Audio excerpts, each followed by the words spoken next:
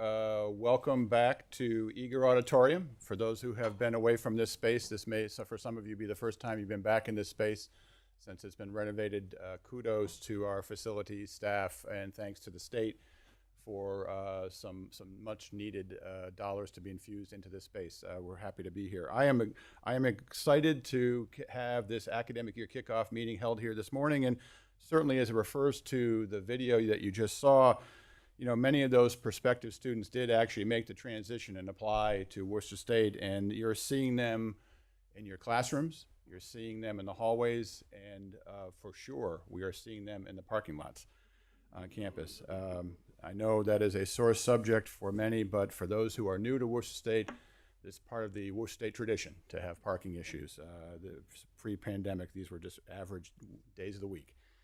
You know, many of you also had a chance to see our new students this year and our incoming class this year at Convocation, where we had about 1,000 students, our faculty, staff. It was a great event. And you know, when originally I wrote these remarks, we were talking about this class as the second largest class in the school's history. It's actually just tied. We are tied the largest class in the school's history, tying our class of 2017. And I want to say kudos to all of those who helped to make this happen. In part, why we moved this academic year kickoff meeting to a later date was to provide the much needed attention to this new class. We have, of course, expanded our orientation program.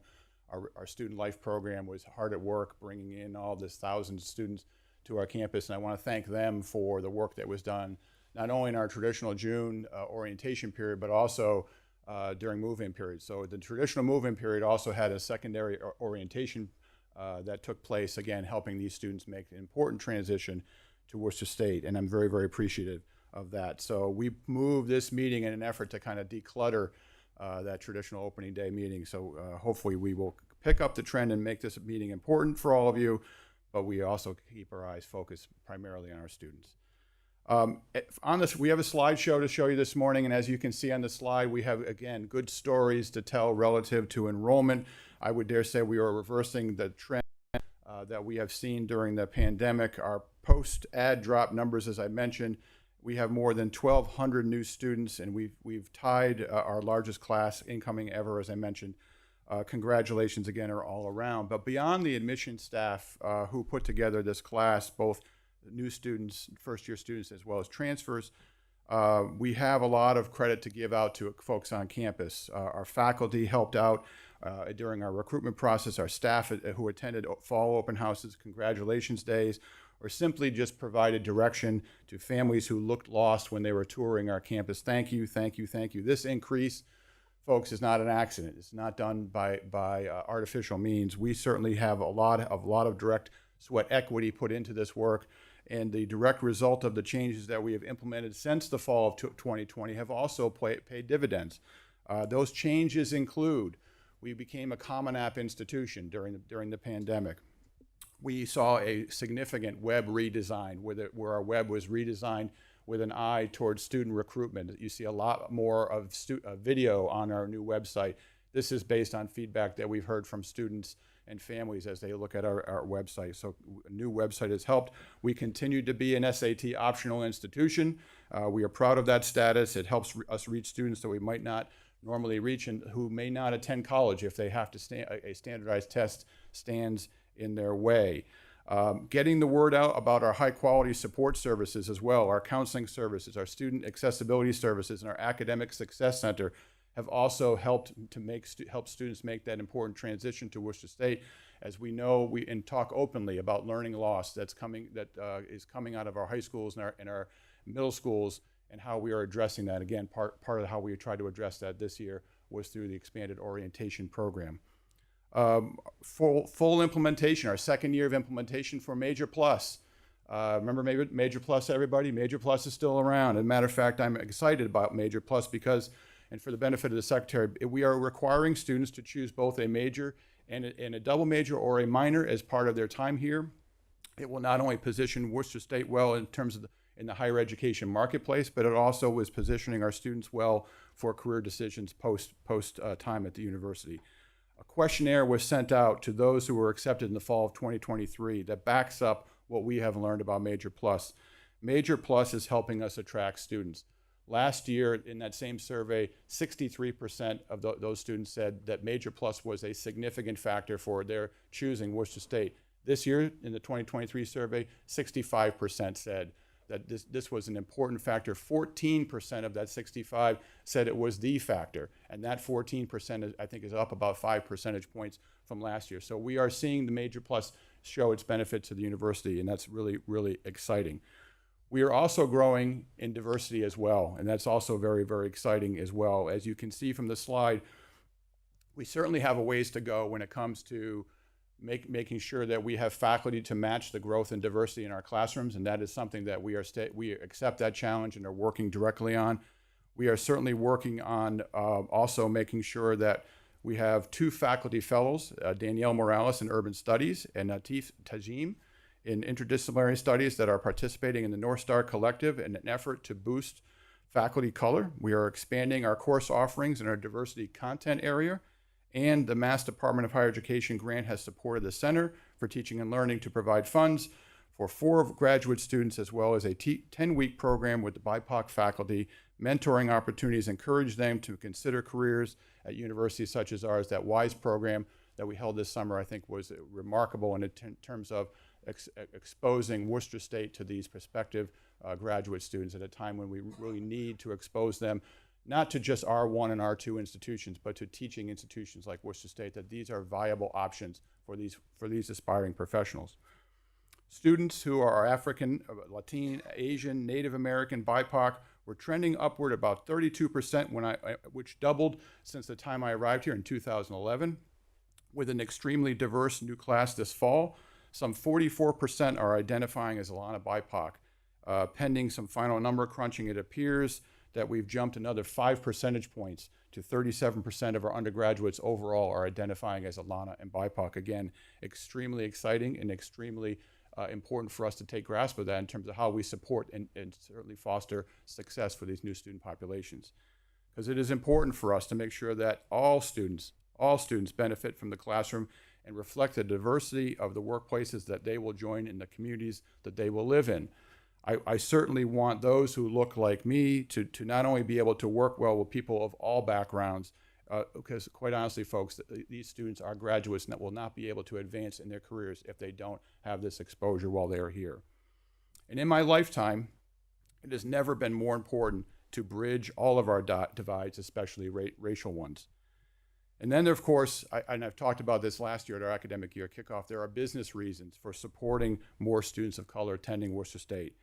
Certainly, last year we talked about enrollment equals revenue, and that equation still exists. Did you know that the Latin population is the only demographic in the city of Worcester and in the state as well that is growing, and it will continue to grow for some time? We must attract higher percentages of students of color as we face the demographic cliffs of traditional aged college students that will begin to impact this campus and others in 2026. Now, I am concerned, if I can shift topics, I am concerned that the national narrative in the wake of June's Supreme Court higher ed decision regarding affirmative action is too negative and leading some of our BIPOC students to decide that they shouldn't bother to attend college. It is up to us to proclaim loudly that Worcester State has always been in compliance with the new rules, that our diversity is growing, and we welcome students from all backgrounds. If you need to see a kind of a set of talking points on that, I wrote a piece in the Telegram and Gazette during the summer, probably. I think it came out in August. I'd be happy to circulate that to all of you if you happen to miss it. And getting racially diverse just a few seconds ago is merely the beginning. We need to address the achievement gaps, which unfortunately continue to persist. We must be a place where all feel that they belong. And I'm excited to announce today that we are bringing someone on as a visiting fellow who will help us pursue that objective.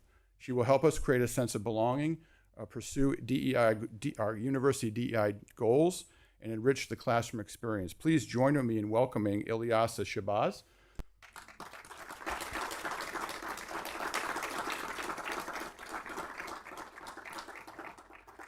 For those who may recall, I will refer to her as Dr. Shabazz because we gave her an honorary doctorate at our 2022 commencement exercise where she was our commencement speaker. And she is the daughter of Dr. Betty Shabazz and has been a lifelong author, organizer, activist, and certainly someone who cares deeply about these topics. And we are so grateful for you to joining our community, and thank you so much. We look forward to working with you over the next year or so. I'd also like to thank, as part of how that plan was developed, I'd like to thank our Assistant Vice President for Marketing and Communications, Maureen Stokes. You know, sometimes, yeah.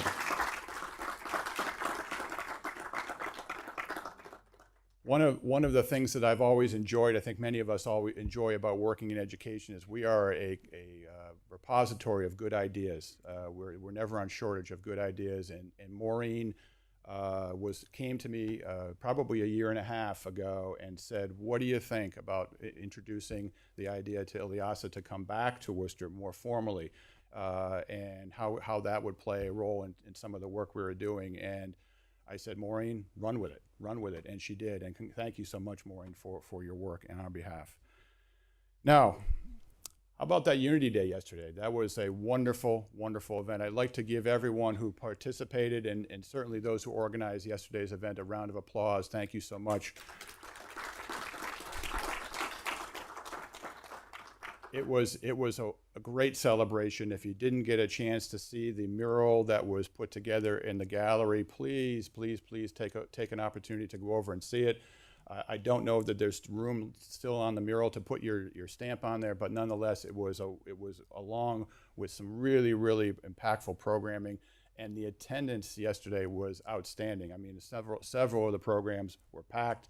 I want to again congratulate everyone, and it was a great, great tradition that we are now into our second year of the Unity Day. And I know that Stacy Luster and those who put the work together said that they were beginning the plans for next year's Unity Day this morning.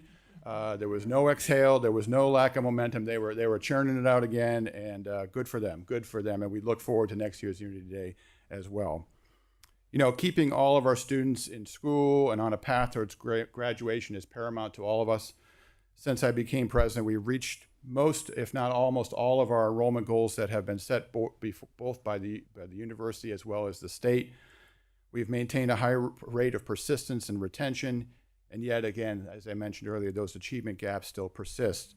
As we continue to pursue our and the state's equity agenda, we must close those gaps this year.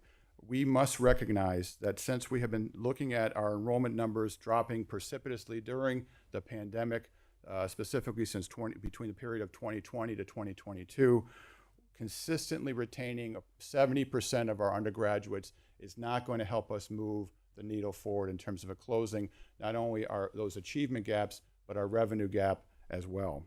We have a new, bold, strategic enrollment plan that challenges us to attract more students and is in the midst of this demographic decline.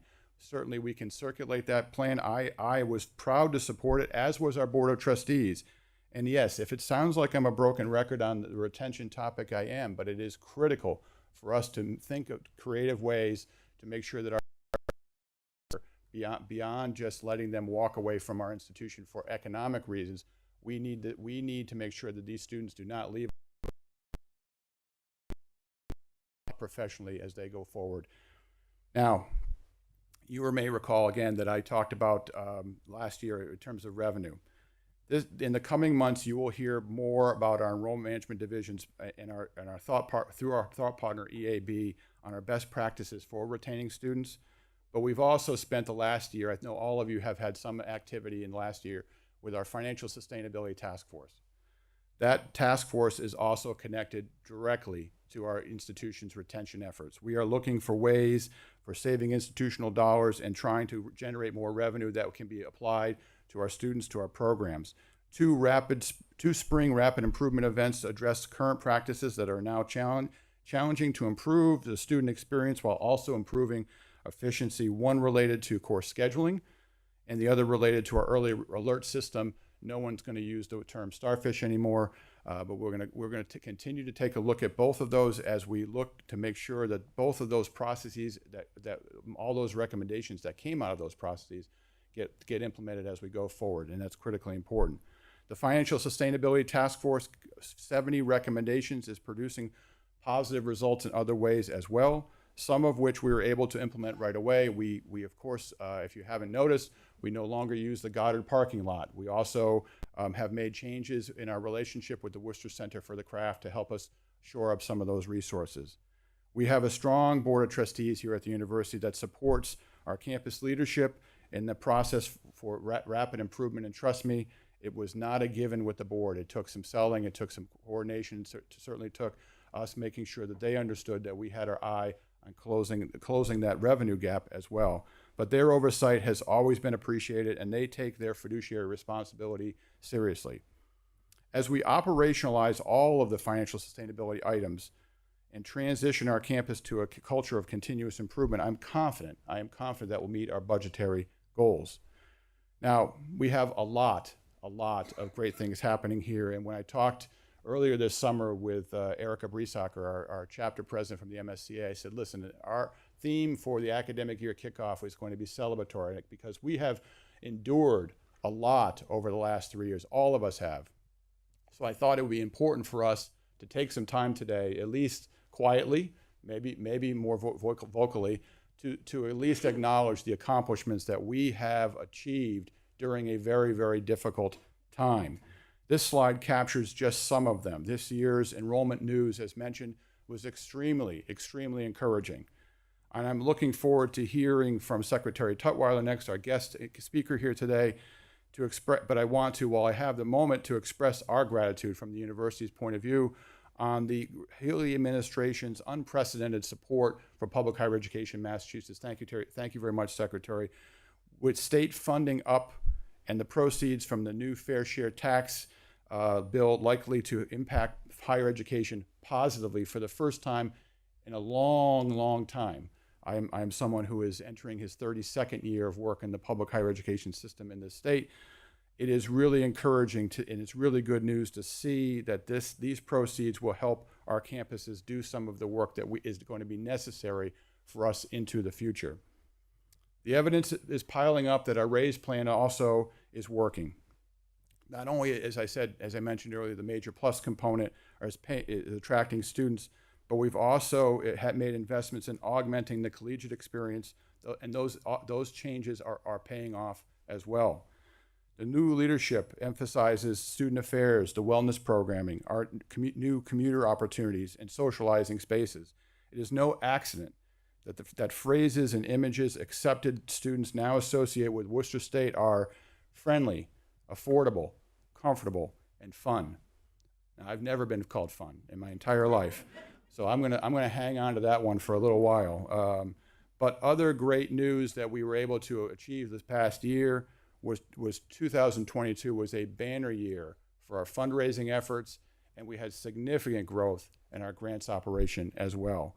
We are also an institution that continues to be one that is very, very mindful of our resources. Standard & Poor's and Moody's continue to rate Worcester State as an A-rated institution. By the way, Secretary, we are the only institution who gets rated by Standard & Poor's and Moody's. We've been carving that path for quite a while, by the way. Little plug there.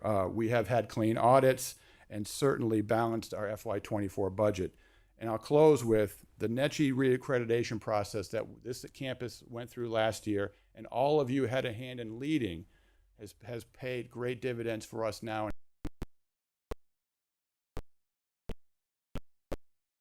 We'll be talking back with NECHI in about 5 years, but I am confident when we walk away from a NECHI process, no one knows this, when you walk away from a NECHI process and the accreditors say you're underselling the good work that's going on at the institution, I will take that piece of recommendation and run with it. So again, congratulations to all of you. And I just want to close by saying we all need to acknowledge, I need to acknowledge that we have been putting out fires for the last 3 years, whether it's in your own department, your own division, yourself individually. We now need to turn the page together, continue the work that we've started, but turn the page so that we start to look at what are some of the opportunities this university has in front of it, what are some of the challenges, of course, but how are we going to meet today's student where they are at so that they continue to be successful, they continue to see Worcester State as part of that pathway to success, and that this university continues to thrive in the classroom and outside. So I want to thank all of you for your work that has been done, especially over the last few years. It's been hard. We need to say that out loud to ourselves. Tony, I saw Tony in his office saying it into a mirror. It's been hard. I get it. I get it. I worried about him for a little while. I worried about Tony for a little while. But again, it's helpful to reinforce with yourself that this past few years has been difficult. We have some great opportunities for us as we return to a traditional campus environment. Need not look any further than how parking has been over the past 3 weeks. Students are back, everyone. We need to now figure out a way to meet them where they are at. Not in the parking lot, by the way, please, not in the parking lot, but meet them where they are at to help them thrive at this university. And let me transition to saying part of the tradition at our academic year kickoff celebration is to have a guest speaker. And this year we are joined by an outstanding educator, and I'll note, I'd like to welcome to our room Massachusetts Secretary of Education Patrick Tutwiler. Dr. Tutwiler comes to us after a long history of working in the K through 12 sector. He was a history teacher. He was a principal. I think he was a superintendent. May have even been a headmaster as well along the way.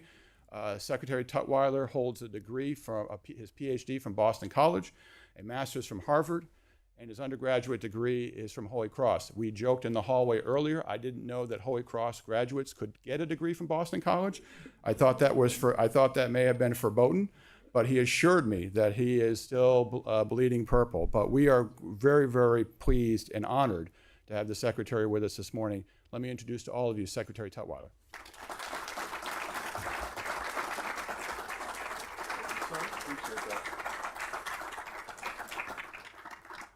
Good morning. All right. Fewer grays in that picture. I figure out what happened there. So it is wonderful to be with you all here this morning. I know that you've been at it now for about a month, but it's wonderful to be here with you for this formal kickoff event. Special thanks to the President for the invitation. As was mentioned, I spent 4 years just across the way over there at Holy Cross, and I have to admit that being a former Midwesterner, my introduction to New England was actually right here. Flew right into the Worcester Regional Airport at the tender age of 17, knowing nothing about Massachusetts, nothing about New England, and lo and behold, little did I know that I would make this state my home, the place where I raise my children, and try very hard to make a positive impact, to make a difference in the lives of others. And so Worcester is a really special place for me, and I've been here many, many times since, as you might imagine, actually here pretty frequently, and each time is special and meaningful. And that includes this event here with you this morning. So again, thank you for having me here. So I'm meeting all of you, except for the President, really for the first time. And folks who know me well know that I have a formula for speech making. It's something I call my 3B formula. Raise your hand if you've heard that before. Okay, no one has. All right, I thought as much. Those 3 B's are be good, be brief, and be seated. It's not my intention to go on long here this morning, not my style at all. I plan to be brief, and I'll be seated upon completion. The good part, you'll have to be the judge of that. So I'm a big believer in the idea that you can't separate ideas from the person. It's my intention this morning to share with you some ideas. And I also have a formal request of all of you. But before doing so, I thought it best to share just a little bit more about me. I was raised in a single-parent household along with my big brother, Timmy.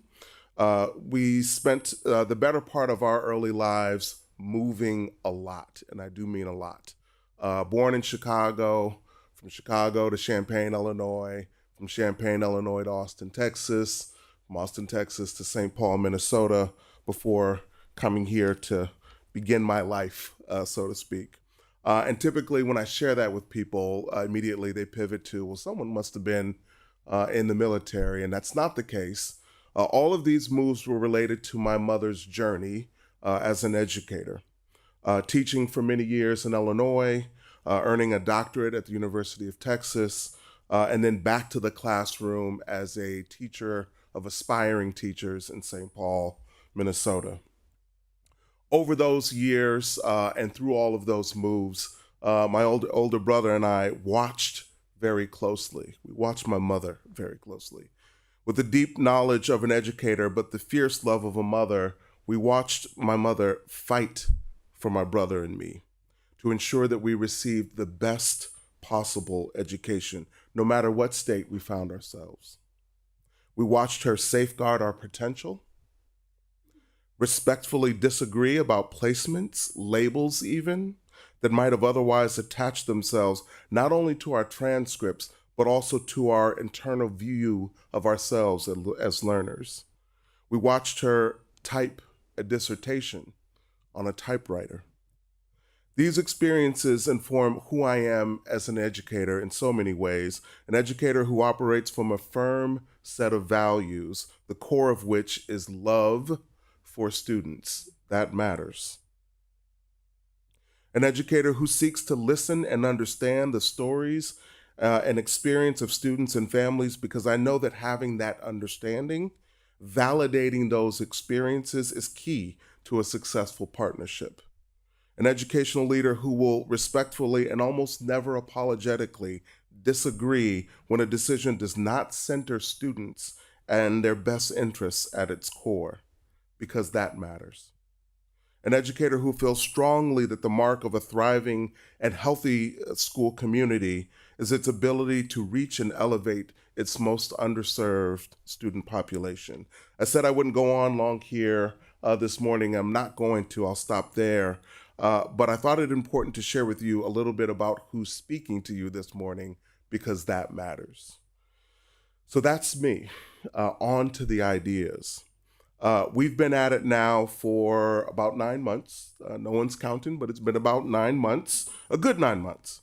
And since day one in this role, folks have been asking me about my vision for education across the Commonwealth. And I'm the type of person who believes deeply that a sustainable vision can't be imposed, right? It must be developed collaboratively with the involvement of the people in the community that vision impacts.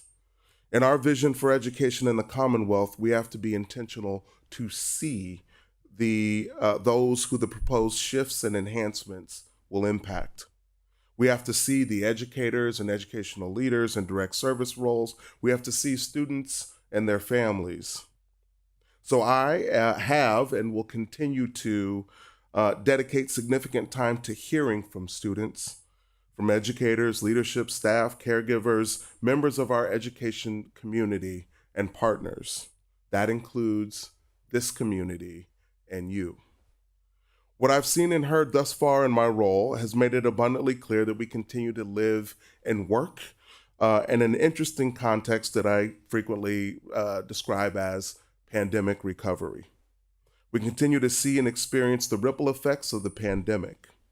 With this perspective, last January, we at the Executive Office of Education developed a set of organizing principles designed to give shape to budget and policy initiatives to meet the present moment, yes, but also years ahead. Those organizing principles are stabilize, heal, and transform. The use of the words stabilize and heal are deeply intentional and designed to convey that we are still in a recovery period. We are not back. There are major areas, staffing and mental health by way of example, where we continue to experience great challenge, which must be addressed if we are to stabilize and heal. But we didn't stop at the organizing principles of stabilize and heal. We're not trying to just get back. Including the principle transform was just as intentional. We're envisioning a future beyond what existed before the pandemic and working toward creating lasting change that is not limited by previous goalposts.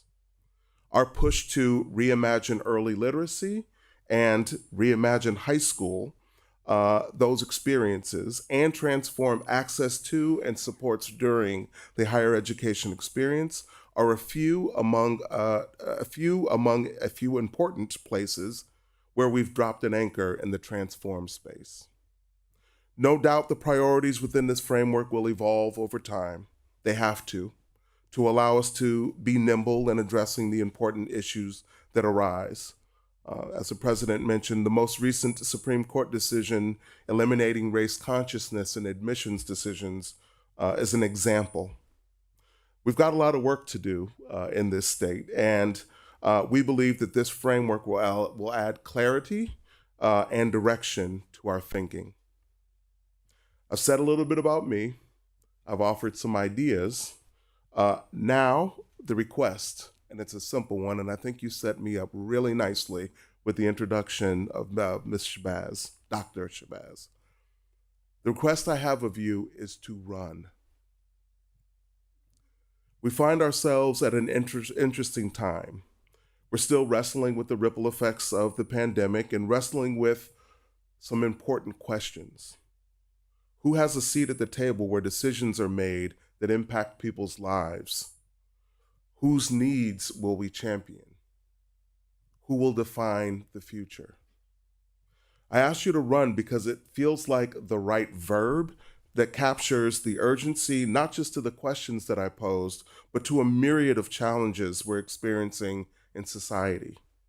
It also signals progressive and intentional movement towards something. Think about the concept of running, literally running. You must admit that there are countless moments up to this point where we've all been told that we cannot run. No running in the hallways, no running by the pool, stop running in the house, slow down. I'm sure at some point most of you have even had that literal directive put into the old metaphorical caution, you have to learn to walk before you run. As young people, the adults in our lives have set these limits for many reasons, to protect us, to protect others, to teach us lessons about preparation, right? Not rushing into things before we know what we're doing. All valuable motives, but whatever the motivation, it seems that running has been given a bad rap.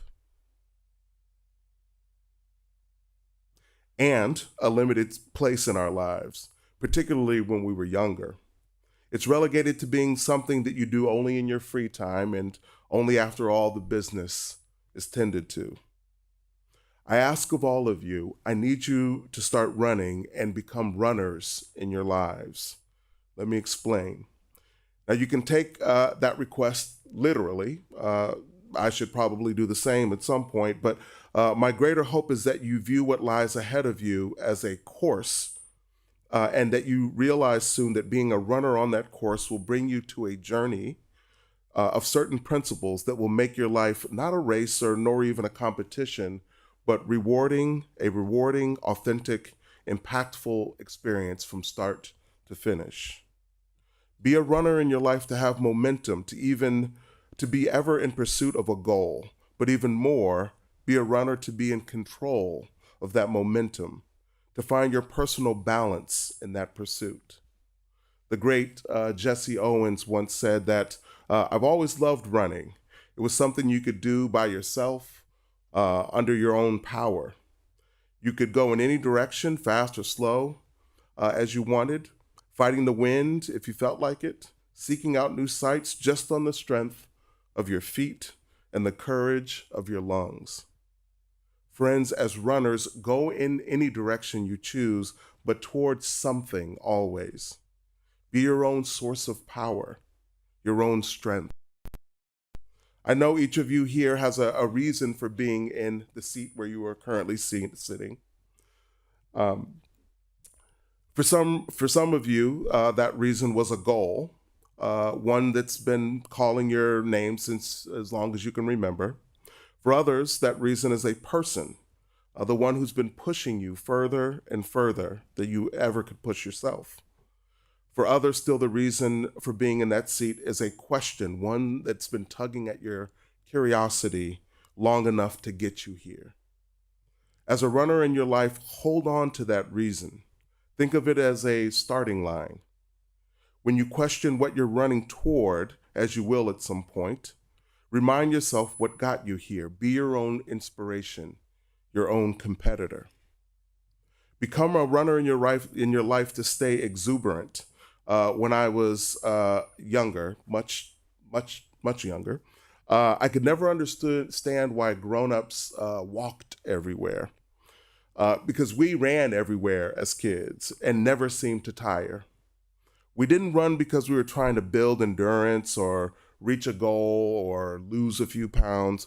We ran because we couldn't wait to get there, wherever there was.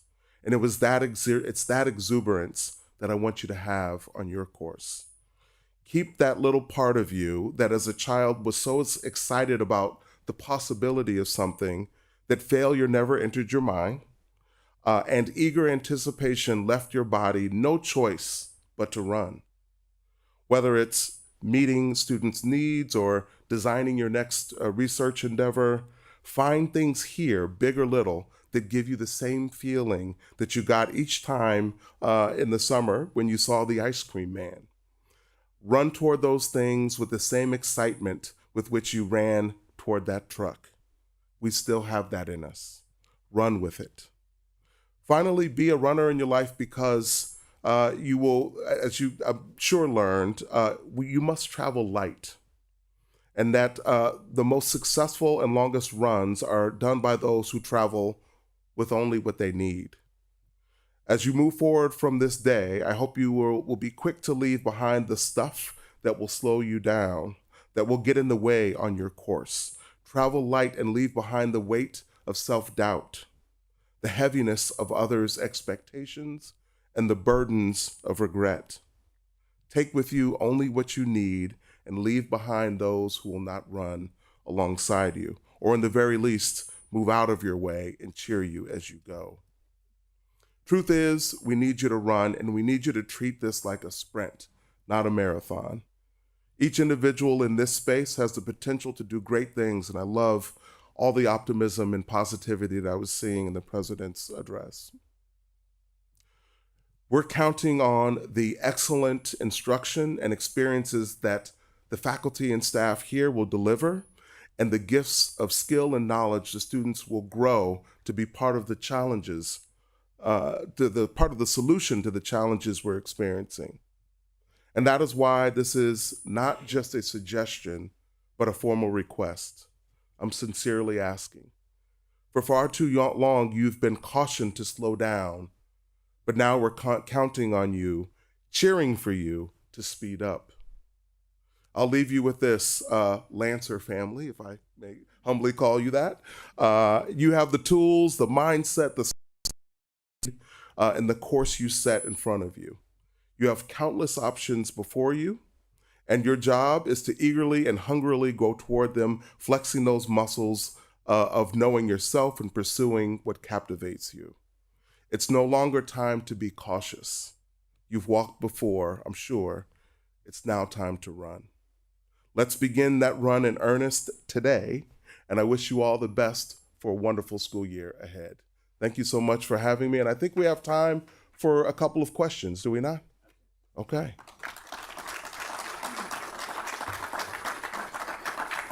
Thank you.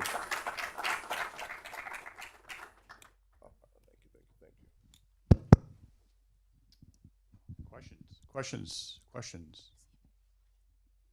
Mary Jo?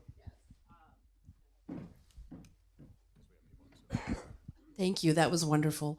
I had a question about the new law that we'll be allowed to charge students an in-state rate. How are we doing? Yes. Hello, I'm Marija Marion. I'm the AVP for University and Engagement, and it's wonderful to have you here. Well, it's nice to meet you, and thank you kindly for that question. The question, for folks who might not have heard it, was about the new law that's in place that guarantees in-state tuition for undocumented students. I will tell you, uh, we're behind on that, right? There are many states that have gone that direction before us. I am thrilled that the legislature, the administration, are sort of values aligned around supporting all of our students' needs and removing as many barriers as possible to accessing higher learning. And so that is in place. I'm excited about it, and we intend to further that as well. Great question.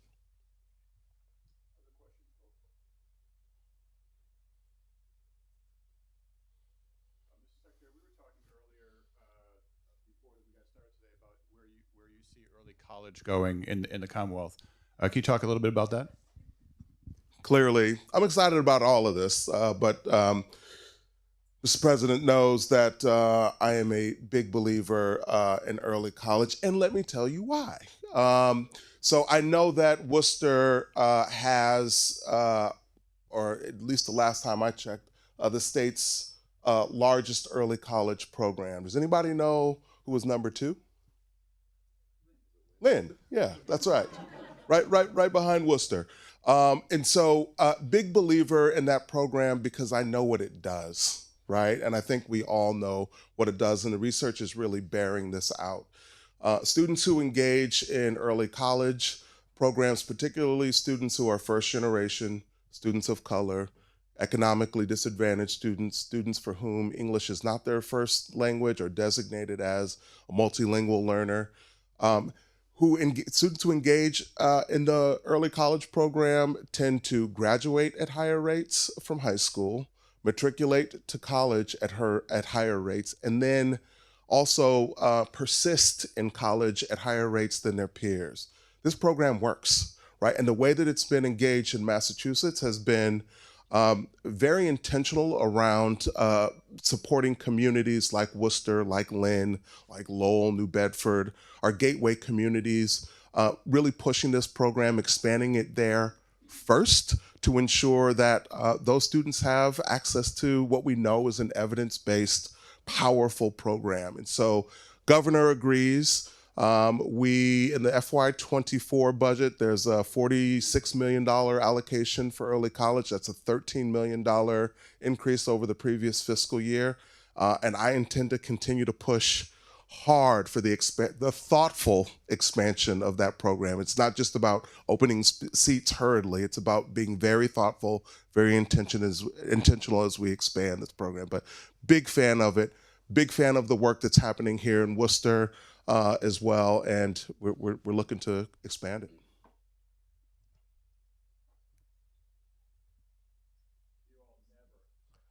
I I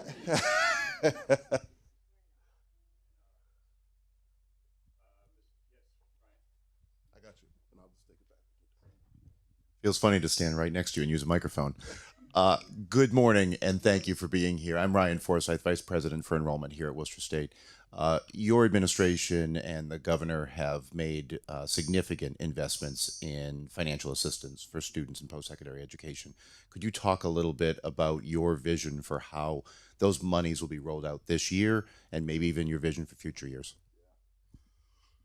Ooh. Okay. So first, in terms of the investment, it's a historic investment, $300 million in FY24.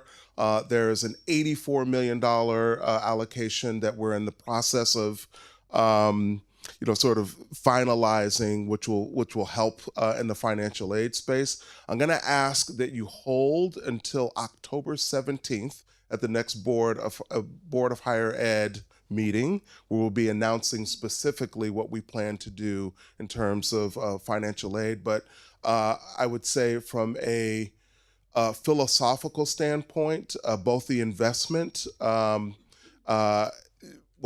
investment really signals our commitment to eliminating barriers to access and helping students persist in college. So give me a couple of weeks on that, and you'll hear more specifically about that.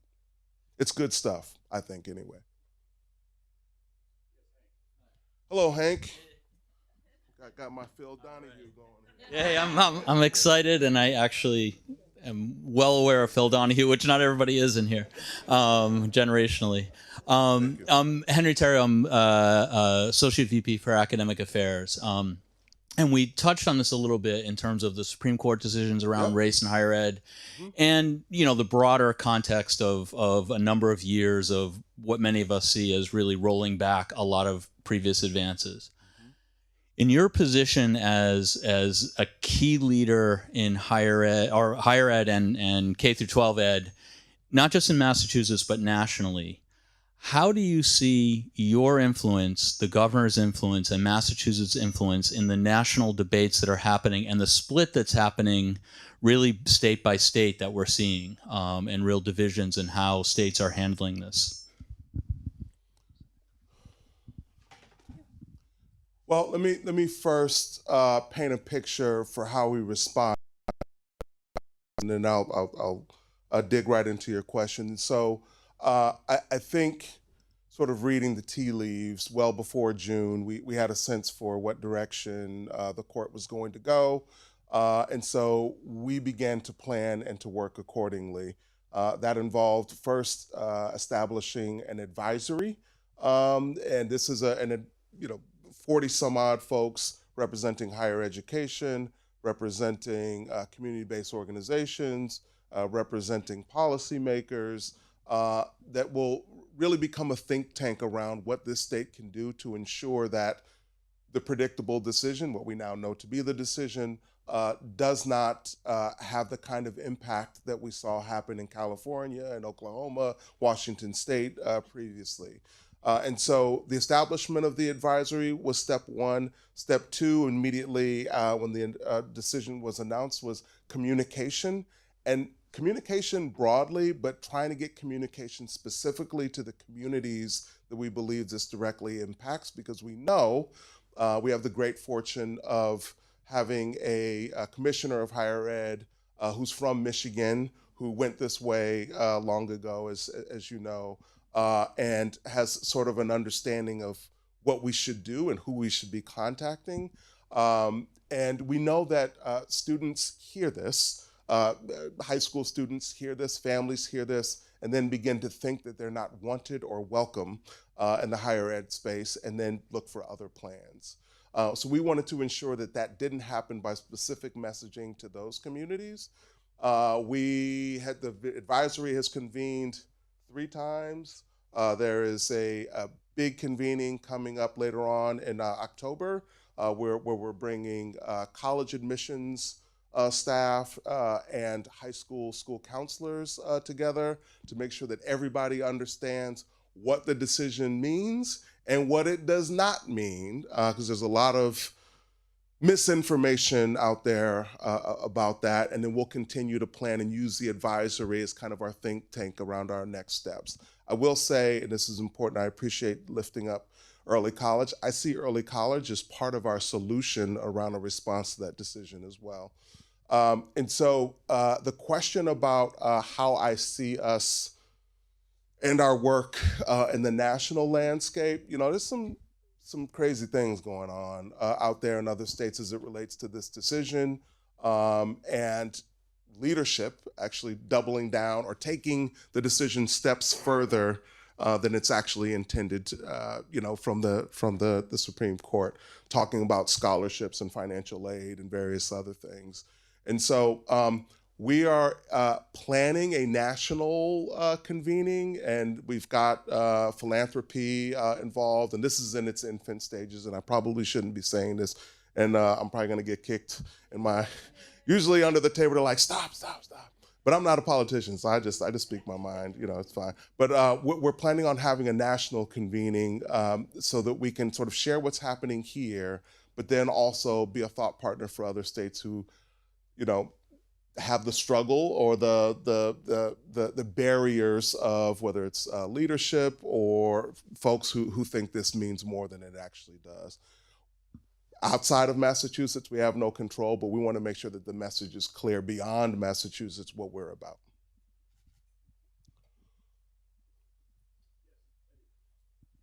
Eddie.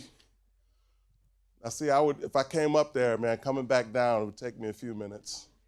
We are circulating, Mike, as a reminder, as we have colleagues watching this on Zoom, so that's why we're passing Mike around. Eddie from the Office of Multicultural Affairs. Hello, Eddie. Hello. Can you talk more about the growing number of homeless college students and if the state of education will add to the current support or any new support coming forward to assist this challenge? Yeah. So that was we talk a lot in my office about meeting the hierarchy of student need, right? Mental health, physical health, food security, housing stability. If you don't have those things sort of tended to, a student is going to struggle to be successful and potentially won't be able to continue on, particularly in the higher ed space. And so there are specific investments in this FY24 budget that are designed to support student need around food security. The housing stability piece is a little bit more challenging, but rest assured that we are deeply aware of those challenges, and we know that that can be a barrier to student success, and look forward to us continuing to try to address that need as well.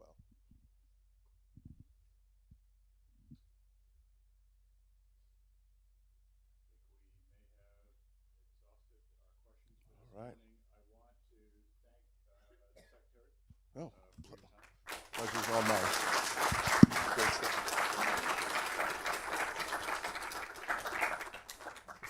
Full disclosure, last June, the Massachusetts State University Council of Presidents, as we often do, got together down in Mass Maritime, end of the year, wrap-up kind of meeting, and we were visited by Secretary Tutwiler, and you can see not only through his words this morning, and he really impacted, I think, the president's group, and it really inspired me to want to invite him to campus to get to know our community a bit better, and certainly to hear his message directly. So, Secretary, thank you so much for taking time out of your busy schedule. Know that we would love to have you back often here on campus if we can help problem solve for your office. My colleagues and I are up for the challenge, and so thank you so much for joining us this morning.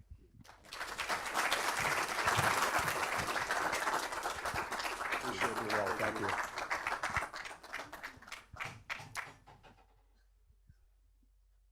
Another one of our academic year kickoff traditions, again, especially for those who are new in the room, is this is an opportunity where we invite new hires who have been hired over the last year or so to be introduced. I think this year that, and soon I'm going to call my executive cabinet colleagues up to introduce those new hires in each of their areas. I think this year the announcing of new hires maybe takes on greater meaning. And what I mean by that is, for the past year or maybe two, I have kicked around the idea of a hiring freeze. We, of course, as you I think all know, we have been dealing with a budget shortfall with the university, and how one addresses that is often taken different approaches. We have been in some ways blessed and cursed by the fact that we have been struggling to hire and retain talent. So I've talked a lot about this morning about, of course, the recruitment and retention of students. We also need to think broadly about the recruitment and retention of employees, faculty, staff, and administrators. So we have been very fortunate to have our new Assistant Vice President for Human Resources and Employee Services, and Sati Mitra. Get up, Sati. Well,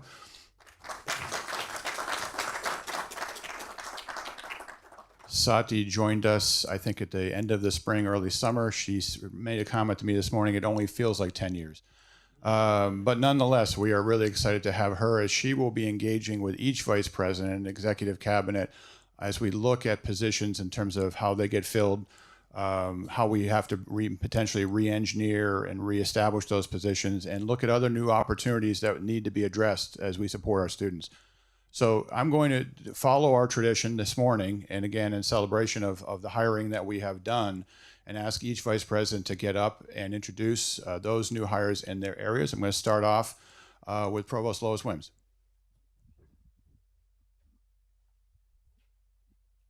Good morning. I think it's still morning. Academic Affairs hired the following faculty: David Angel, Visiting Assistant Professor of Communication; Laura Curtis, Visiting Assistant Professor, Nursing; Maria Fahey, Instructor, Nursing. Stephen Gagliastro, Visiting Instructor, Visual and Performing Arts. Bradley Harris, Visiting Assistant Professor. Matthew Kaufman, Assistant Professor, Earth, Environment, and Physics. Carly Quazagro, Visiting Instructor, Nursing. Maxim Lavrentovich, Assistant Professor, Earth, Environment, and Physics. Jaime Mansilla, Assistant Professor, Biology. Trinidad Morales, Visiting Assistant Professor, Sociology. Jürgen Renzi, Visiting Assistant Professor, Chemistry. Shaylin Schuler, Visiting Assistant Professor, Health Science. Academic Affairs also hired the following staff. Paul Aldonis in IT. Simon Cood in Earth, Environment, and Physics. Mary Dillon in Visual and Performing Arts. Dara Duong in Academic Success. Jenna Glazer, Associate Director in Academic Success. Michaela Lopez, Multicultural Affairs. Andy Luong, Information Technology. Delaney Park, International Programs. Andrea Quinn, Communication Sciences and Disorders. Athena Reese, Communication Science and Disorders. Catherine Thomas, Associate Dean, Nursing. Amanda Whitman, Benenda Center. Please, can we have some applause for our new Academic Affairs hire? I'm pleased to turn it over to Vice President Kathleen Eichelroth.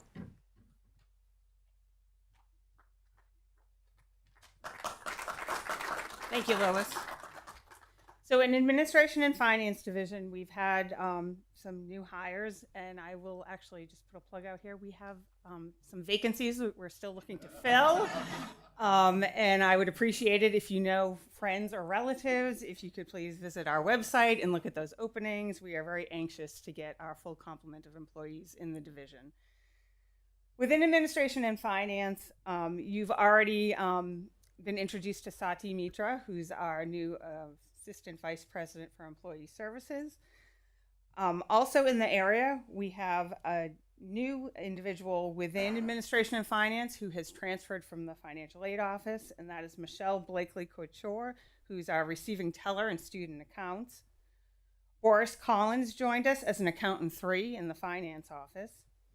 We have various maintainer 2s that have been hired during this year. That includes Benny Correa, Kyle Germain, Samuel Mateus, Jody McDaniel, Valdinri Mezier, Kateri Munoz Betancourt, Pablo Ramirez Morales, Peter Rinaldi, Joseph Rollins, Athir Shelsh, Jared Super.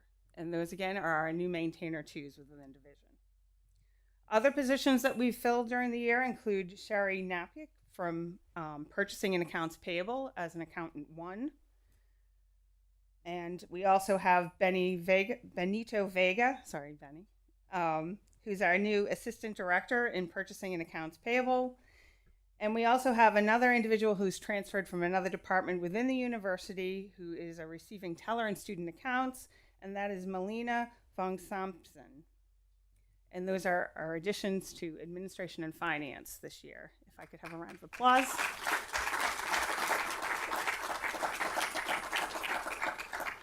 Thank you. And I'd like to invite Vice President Thomas McNamara up.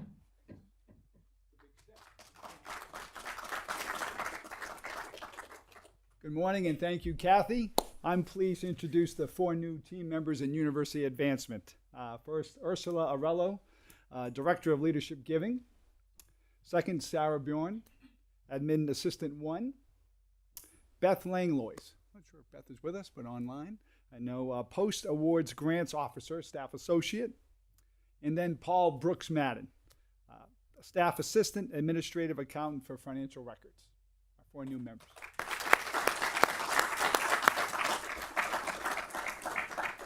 I'd now like to ask Ryan Forsyth, VP for Enrollment Management, and Maureen Stokes, Assistant VP for Communications and Marketing, to come forward.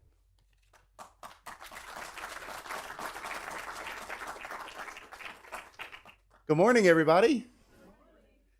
Good morning. Good morning. Maureen and I are excited to announce the new employees that are in the Enrollment Management Division. We have with us in financial aid, Amy Bellina. Is Amy here? There's Amy. Hi, Amy. Also in the financial aid office, Cameron Carachulo. Welcome, Cameron. In marketing, Mary Lusteth, staff associate. Is she here? Yes. Okay, Mary. Website. In the admissions office, we are very glad to welcome Nicole Mankowska. Nicole. And in the enrollment management division, right in the enrollment office, we are really glad to welcome Allison Vikstrom. Where's Allison? Welcome, Allison. To all of our new folks in enrollment management, welcome. And let's bring up Carl Herron, Chief of Staff, and Stacy Luster, General Counsel and Assistant to the President.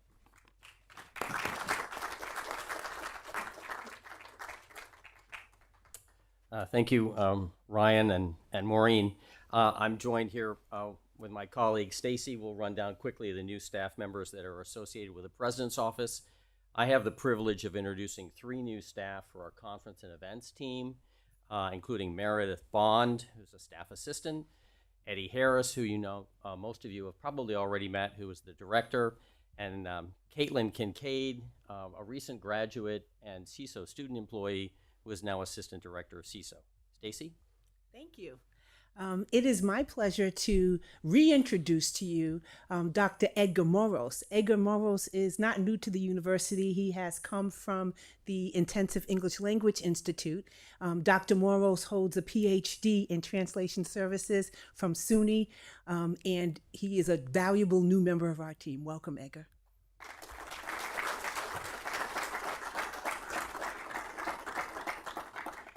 Now it's my pleasure to introduce Vice President of Student Affairs, Julie Kazarian.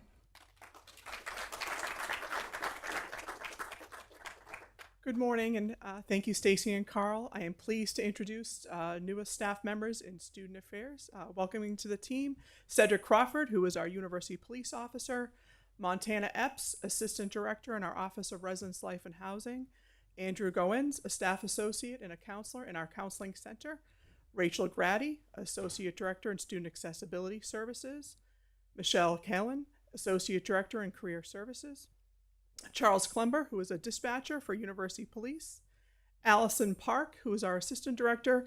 She's also the LGBTQIA+ Resource Coordinator and serves as one of our 2 Deputy Title IX coordinators as well, Marilee Rosa, who joins us as a University Police Officer, Lori Rubin, who joined University Police as their clerk, Stephanie Textera, a director in Military and Veteran Services. She also, Allison will serve as a Deputy Title IX coordinator as well. Rochelle Santiago Gonzalez, Staff Associate in Counseling Services. Jenna Lane, who joins us as an Accessibility Specialist in Student Accessibility Services. And Scott Vandermolen, joining us as our Head Men's and Women's Track and Field Cross Country Staff Associate in Athletics. Thank you, and welcome to all our Student Affairs newest staff members.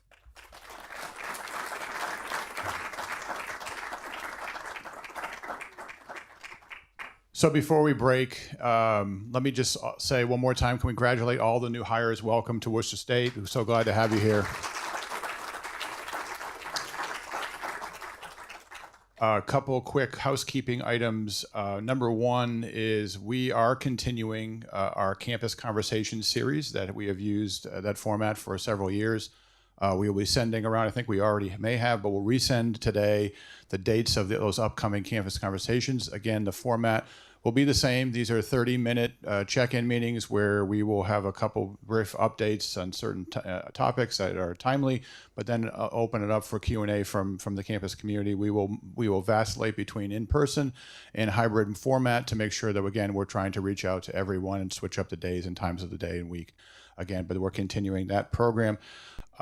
If you haven't noticed the beautiful new banners on Chandler Street, those are not just there to spruce up Chandler Street. They're also to recognize that we are heading into our 150th anniversary celebration. I want to pre-thank Provost Wims for leading a group that is working to develop what our reunion response, our 150th response will be. This is also, I'll put out an open call for those who want to get involved, those who are party planners at heart. Karen Tessmer, I know, does a lot of planning in her life, travel planning mostly, but there are others in the room who are just dying to be involved in the planning of an event. And, you know, we want to have a wonderful celebration. One of the things that we haven't really yet defined is how long the celebration will last. Is it going to be a one-year celebration, or is it going to celebrate the first inaugural class over their first 4 years and celebrate that 150th celebration over multiple years again? So if you have an interest or colleagues have the interest, please reach out to Provost Wims very rapidly. I think there's a small group looking to at least scaffold that work. Before you go, again, I want to offer again my thanks to all of you for being wonderful colleagues and wonderful thought partners as we do the work together. I know at times we drive each other crazy. Say it out loud, we do. But I'm confident because I've seen what we've done together. When we've worked together, when we've collaborated together, when we've put our heads together, we have problem solved in a way that have benefited our students and our campus community, and in part made this campus a leader in the Commonwealth. You heard from the Secretary about how we are leading in early college work. This is important work for not only our university, but for our community and our state. Thank you for that. Thank you for your continued efforts. Thank you for continuing to see Worcester State as a place to stay employed with and to stay connected with. I certainly value that. So, and this is always historically the kickoff to the academic year. We're 3 or 4 weeks late, but I want to say I hope everyone has a great academic year. I do look forward to working with you over the next weeks and months. Enjoy the rest of your day as well. Thank you.